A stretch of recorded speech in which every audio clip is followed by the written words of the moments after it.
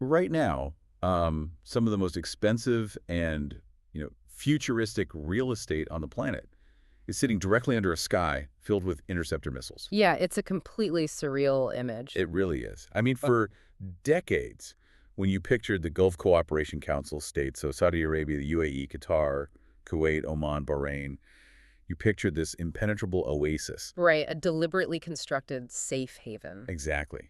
You picture these gleaming cities just rising out of the desert, post-oil economic miracles, and a really strict bulletproof neutrality in a region that is, historically incredibly volatile. It was a place where global business and luxury could thrive, totally insulated from the geopolitical storms just across the border. But as of today, April 4, 2026, that insulation is gone. We are looking at a fundamentally altered reality. The Gulf safe haven is now a direct military target. Right, they're weathering hundreds of inbound missiles and drones. So today's deep dive is unpacking a deeply complex and urgent research paper by M Buheji. It's a fascinating piece of research. It really is. He analyzes the immediate multidimensional crisis facing the citizens of the GCC following the onset of the U.S.-Israeli military campaign against Iran that kicked off last month in March 2026. And we're going to look at the geopolitical vice these nations are caught in, the economic shockwaves, and the psychological shift happening on the ground. But before we get any further into this, we need to be incredibly clear about the nature of this material. Absolutely. This is crucial. The research we are unpacking today contains highly politically charged analysis. Right, regarding the actions, the motivations, and military strategies of the U.S., Israel, Iran, and various regional actors like the Houthi movement. So we must state explicitly to you, our listener, that we are not taking sides here. Not at all. We are not endorsing the political viewpoints of the author, nor are we endorsing the actions or narratives of any government, military, or movement mentioned in this research. Our sole purpose today is to impartially report and explore the ideas and frameworks contained in the original source material. Exactly. We're just here to help you understand this specific perspective on how this crisis is unfolding. Because we're examining the architecture of this rupture directly from the viewpoint of the Gulf citizen. Right, tracing how a region of peaceful mediators transitioned into a direct military target, practically overnight. So let's start right there with that transition. For years, the GCC maintained a very delicate strategy of hedging. Okay, let's unpack this. Hedging their bets, basically. Exactly. They built incredibly deep security ties with the United States hosting massive air bases and naval fleets, but simultaneously fostered active diplomatic channels with Iran. Because the underlying dynamic was essentially this unwritten agreement, right? Yeah, the implicit understanding was that GCC territory would not be used as a launching pad for direct attacks against Iran. And in return, Iran wouldn't target GCC infrastructure. Right. And that balancing act is what allowed states like Qatar and Oman to serve as vital, impartial mediators on the global stage. Brokering deals between Washington and Tehran. But then March 2026 happens. Everything changes. The U.S.-Israeli coalition launches its campaign, and Iran immediately retaliates. But they don't just hit military outposts. No, they launch hundreds of missiles at all 6 GCC states. Hitting civilian areas. They strike the massive Ras Tanura refinery in Saudi Arabia, Qatar's Ras Laffan energy facilities, and Kuwait International Airport. And Iran's stated justification is that they are targeting the U.S. military assets hosted on Gulf soil. Which just instantly vaporizes the diplomatic capital of those mediator states. Completely. I mean, when your own energy facilities and airports are burning, the premise of your neutrality is gone. You can't be an impartial intermediary when your territory is a primary theater of war. But wait, I have to push back on this a little bit. Sure. States like Qatar and Oman have successfully mediated disputes for decades while hosting these massive U.S. bases. That worked for a long time. It did, through multiple crises. So why did it suddenly snap in 2026? How did these nations ever expect Iran to respect their neutrality when push actually came to shove? It's a fair question. It's like claiming to be a completely neutral referee in a football game, while simultaneously letting one of the teams use your locker room to draw up their offensive plays. That is a great analogy. The breaking point really comes down to the intensity and the directness of the conflict. Right. Tolerating foreign bases during a Cold War or a proxy conflict is one thing. Hosting them during a direct, high-intensity bombardment is another entirely. The stakes are just fundamentally different. Exactly. And geographically, these countries are so jammed together that their security is basically a shared nervous system. A shared nervous system. I like that. International relations scholars actually have a name for this. It's called regional security complex theory. Regional security complex theory. Okay, what does that mean in practice? It suggests that security dynamics are dictated by geographically clustered states whose vulnerabilities are just so interlinked they cannot be untangled. Meaning geography is destiny here. You just can't separate Saudi Arabia's security from Iran's or the UAE's from Oman's. Precisely.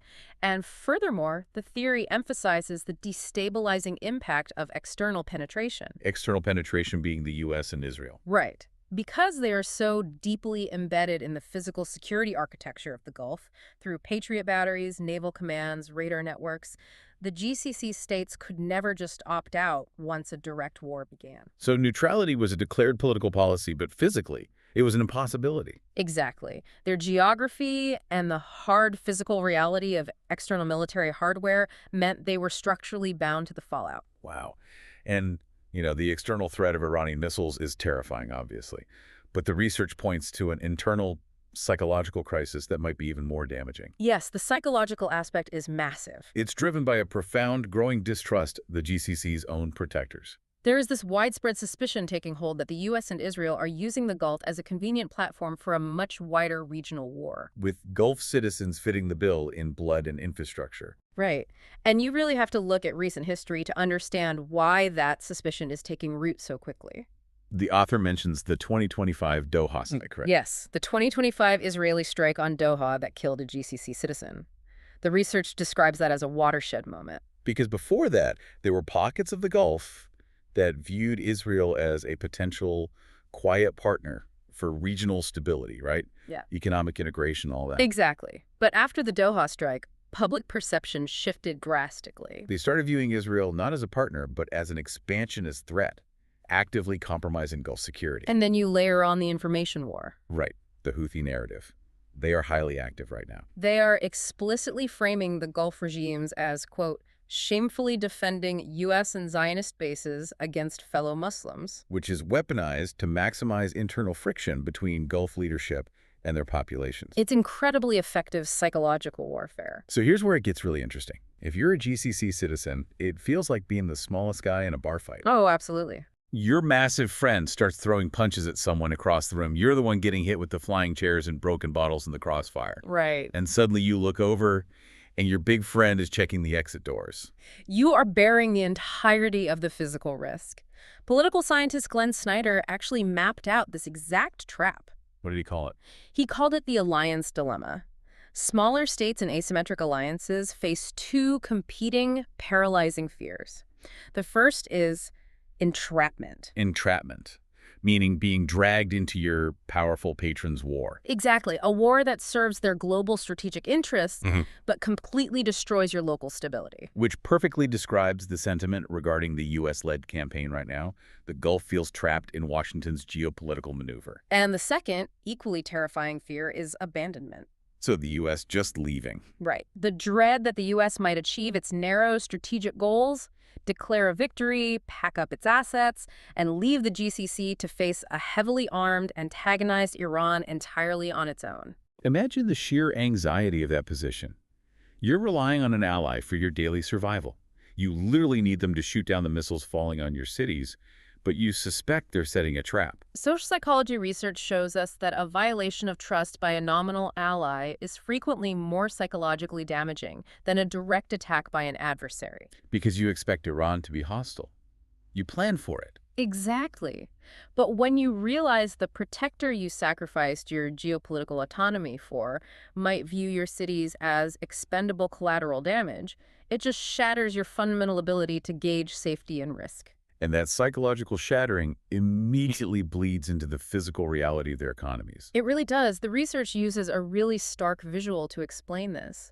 The economic iceberg. Right, so the tip of the iceberg is what the whole world sees on the news. The surface level is terrifying enough. It's the closed airspaces over massive global transit hubs like Dubai and Doha. It's the immediate halting of liquefied natural gas exports. I mean, Qatar supplies roughly 20% of the global LNG market. When that stops, global energy markets panic. And obviously, it's the undeniable physical reality of missiles striking refineries and luxury development. But the massive hidden structural danger is beneath the waterline. The rest of the iceberg. Right. It's the single-point failure of their energy-dependent economies.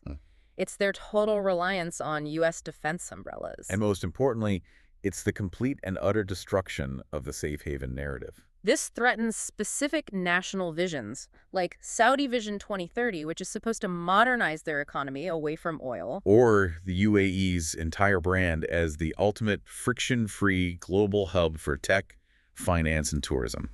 I mean, it's like building the world's most luxurious, state-of-the-art data center right on top of an active fault line. It looks impenetrable until the ground actually shakes. Exactly. If you're a global tech CEO looking to place your regional headquarters, does it even matter if the GCC shoots down 99% of the incoming missiles? Probably not. Isn't the mere fact that there are missiles at all enough to make you pack up your servers and leave? You're completely right. The reputational damage is far more dangerous than the physical damage. It outlasted by decades. The GCC spent billions upon billions cultivating what economists call the Gulf Premium. The Gulf Premium. That's the idea that corporations pay a little more to operate there because it's an oasis of absolute predictability. Exactly. And in a matter of days, that premium has inverted into a Gulf discount. So investors are suddenly pricing in severe conflict risk, soaring maritime insurance premiums, totally disrupted supply chains. But we also have to talk about the brutal asymmetric cost of the warfare itself. Oh, the interesters. Right. It costs the GCC and the U.S. exponentially more money to fire a highly sophisticated Patriot interceptor missile, which runs millions of dollars per shot. Compared to what Iran is spending. Exactly. It costs Iran practically nothing to manufacture and launch a basic mass-produced drone, maybe a few $1,000s. So even if every single drone is successfully shot down, the GCC is just being bled dry financially just to maintain the status quo. And while the economy bleeds out in the sky, the physical reality of war is fracturing the social fabric on the ground. Which brings us to the unique social contract that has governed the Gulf for half a century. The rentier state model. Right. Break that down for us. So in a rentier state, the government derives its massive wealth from external rent specifically, exporting oil and gas rather than taxing its citizens. So no income tax. Exactly. And because the state doesn't need citizen taxes to function, the historical social contract evolved into a very specific trade-off. Citizens give up political participation and democratic engagement. And in exchange, the state provides unparalleled wealth, guaranteed public sector jobs, and absolute cradle-to-grave security. Basically, we will make you wealthy beyond measure, and we will keep you perfectly safe. Just let us run things. Right. But when the state can no longer stop missiles from raining down on international airports, that core contract is broken. They're failing their primary foundational obligation. I mean, imagine you know nothing but peace and wealth your entire life. Your biggest infrastructural concern was maybe traffic in Dubai. And suddenly your night sky is lit up with interceptor missiles. Right. If the core promise of the government was, we will keep you safe and rich, and now they can't, doesn't this risk total societal collapse? It absolutely exposes divergent vulnerabilities across the different GCC nations. They aren't a monolith, you know. True. How are they experiencing this differently? Well, Bahrain, for instance, enters this conflict with a high debt-to-GDP ratio and a history of sectarian tensions. So a regional war could easily ignite domestic unrest there. Exactly. And Kuwait has a much more active vocal parliament than the other states, which means there's severe political gridlock slowing down their emergency response. And we really have to address the migrant workers, too. Oh, that is a critical point. They make up the vast majority of the population of places like the UAE and Qatar. They're building the cities, running the services, but they don't have the deep financial safety nets or the citizenship protections of the locals.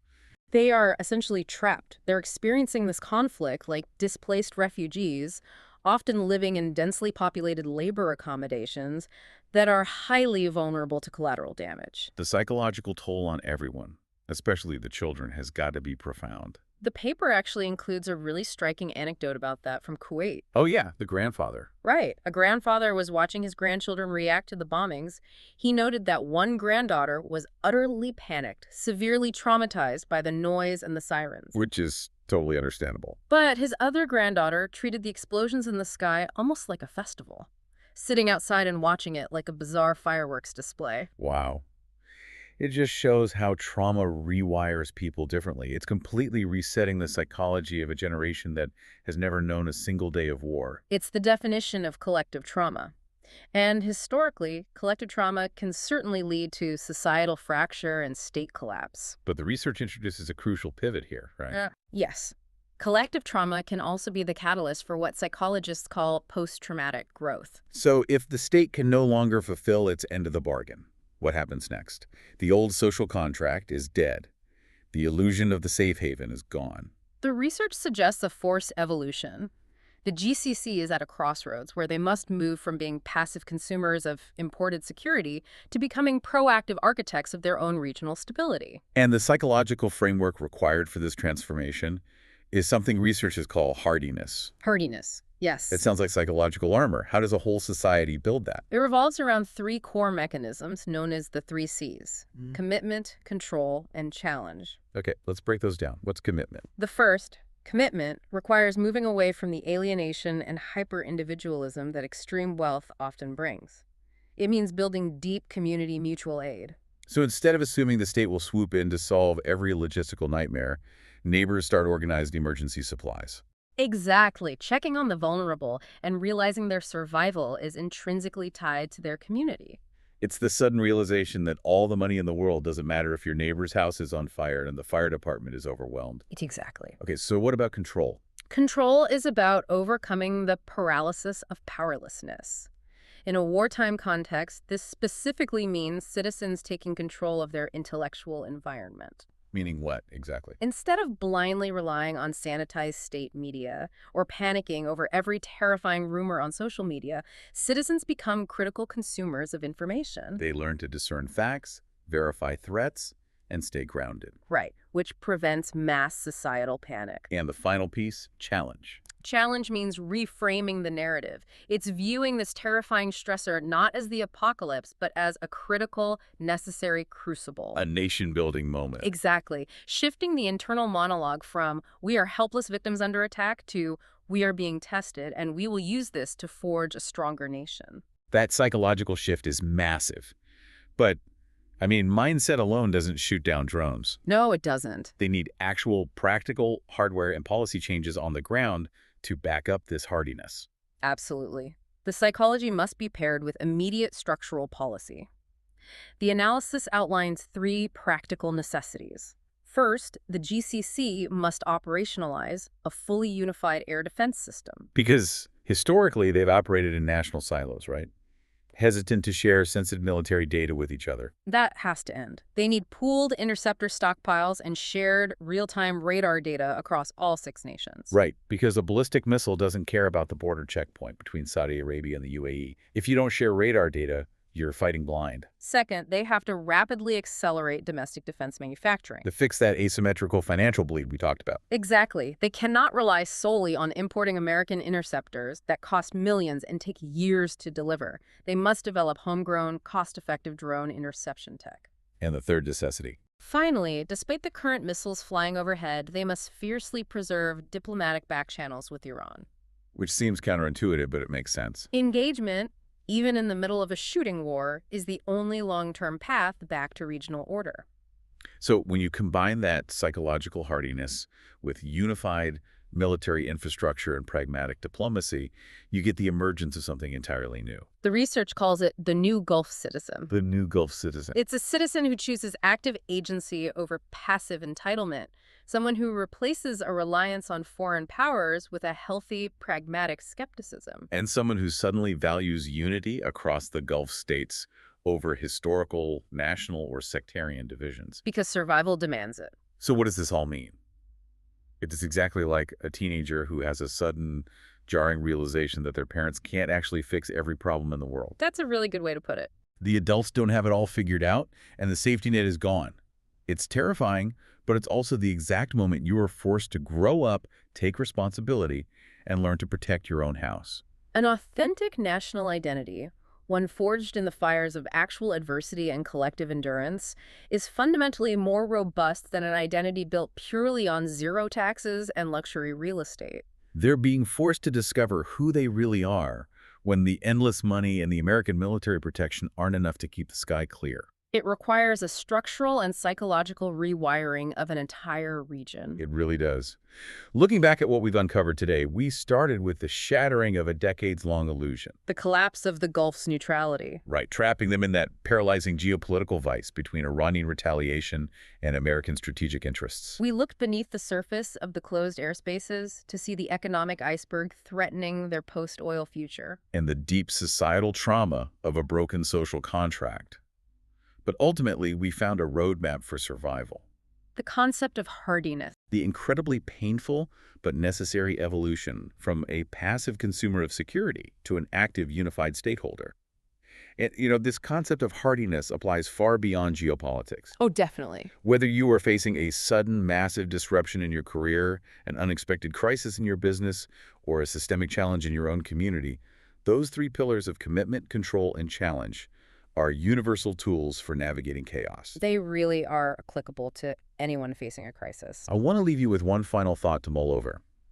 If the Gulf states actually manage to do this, It's a big if. it is a big if, but if they successfully pivot away from their historical reliance on American protection, if they build their own robust domestic defense industries, and if they forge a deeply integrated, self-reliant military and economic bloc to survive this crisis. What happens then? Could this devastating war ironically be the very catalyst that transforms the GCC from a wealthy, dependent protectorate into a unified, fiercely independent global superpower in its own right? Thank you so much for joining us on this deep dive. We'll catch you next time.